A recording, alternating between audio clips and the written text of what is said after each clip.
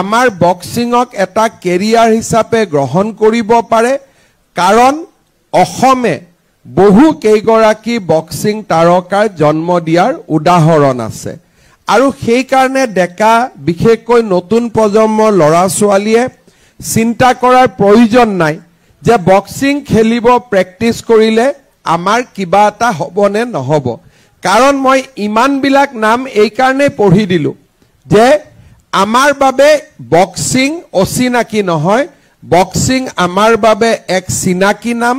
আৰু এই বক্সিঙত ইতিমধ্যে কেইবাগৰাকীয়ে অলিম্পিক খেলিব পাৰিছে অসমীয়াই গতিকে লাভলিনাই যদি অলিম্পিক খেলিব পাৰিছে অংকুচিতা বড়ো শিৱ থাপাই যদি ভাল নাম কৰিব পাৰিছে আৰু অসমৰ বহু উদীয়মান যুৱক যুৱতীয়ে ছাত্ৰ ছাত্ৰীয়ে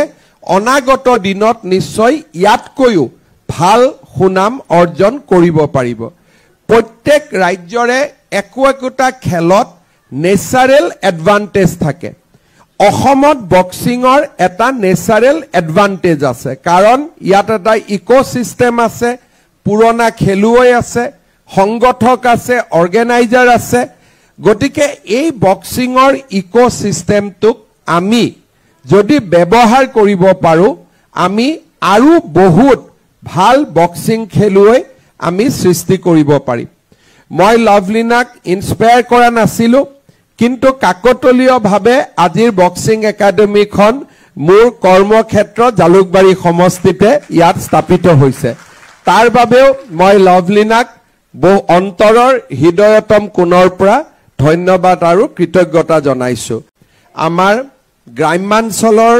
প্ৰতিভাৱান খেলুৱৈসকলে যাতে এই বক্সিং ৰিঙত বা এই বক্সিং একাডেমীত সুবিধা লাভ কৰিব পাৰে তাৰ বাবে বক্সিঙৰ ট্ৰেইনিঙৰ ফিজ মাত্ৰ 500 টকাত ধাৰ্য কৰা হৈছে যাতে সকলো লোকে বা আমাৰ সকলো উদীয়মান খেলুৱে এই সুবিধা গ্ৰহণ কৰিব পাৰে মই বিশ্বাস কৰোঁ লাভলিনা আমাৰ নৱ প্ৰজন্মৰ বাবে ইতিমধ্যে এক আইকন স্বৰূপ আৰু লাভলিনাৰ ব্যক্তিগত তত্ত্বাৱধানত এই বক্সিং একাডেমীয়ে আমাৰ জাতীয় জীৱনত নতুন প্ৰজন্মৰ মাজত প্ৰেৰণাৰ সৃষ্টি কৰিব আৰু বহুত নতুন লাভলিনাৰ সৃষ্টিত সঁচাকৈ প্ৰেৰণাৰ স্ৰোত হিচাপে এই বক্সিং একাডেমীখনে কাম কৰিব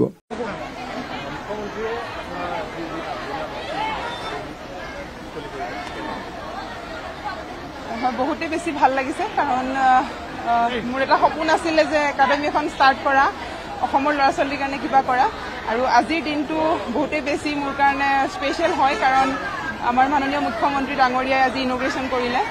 আৰু মোৰ কাৰণেতো একেবাৰে মানে সপোনৰো অধীৰ আছিলে যে তেওঁ আহিব আৰু তেওঁ আহি আজি এইটো এই সপোনটো পূৰা কৰিলে মোৰ আৰু যিহেতু তেওঁ যিখিনি কথা কয় যেনেধৰণে মটিভেট কৰে এই মটিভেশ্যনে মোক আগন্তুক সময়ত তেওঁ উপস্থিতিয়ে মোক আগন্তুক সময়ত মটিভেট কৰিব যাতে মই আমাৰ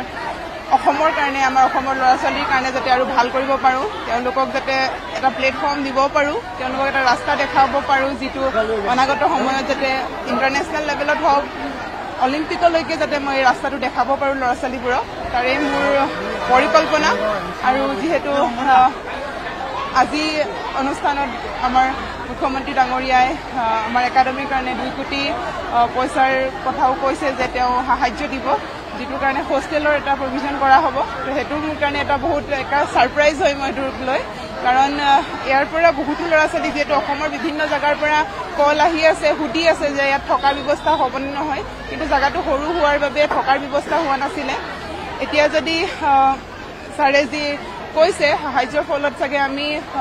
অনাগত সময়ত হোষ্টেলৰ ব্যৱস্থা কৰিব পৰা যাব আৰু বহুতো ল'ৰা ছোৱালীক আনি পিনি আমি ইয়াত ট্ৰেইনিং কৰাব পাৰিম ভাবিয়ে ভাল লাগিছে নিশ্চয় এইটো কৰিবলৈ গ'লে আৰু বেছি ভাল লাগিব আৰু চেষ্টা কৰিম যাতে এইটো ছাৰে যেনেধৰণে আশা কৰিছে তেনেধৰণে মই পূৰা কৰিব পাৰোঁ নিশ্চয় এতিয়া যেতিয়া হোষ্টেল ব্যৱস্থা কৰা হ'ব নিশ্চয় আৰু আমাক কোচ লাগিব এতিয়াতো এজন আছে আৰু যেনেধৰণৰ ল'ৰা ছোৱালী পাম তেনেধৰণে আমি কৰা হ'ব অলৰেডি এজন কোচ আছে তেওঁ শিকাব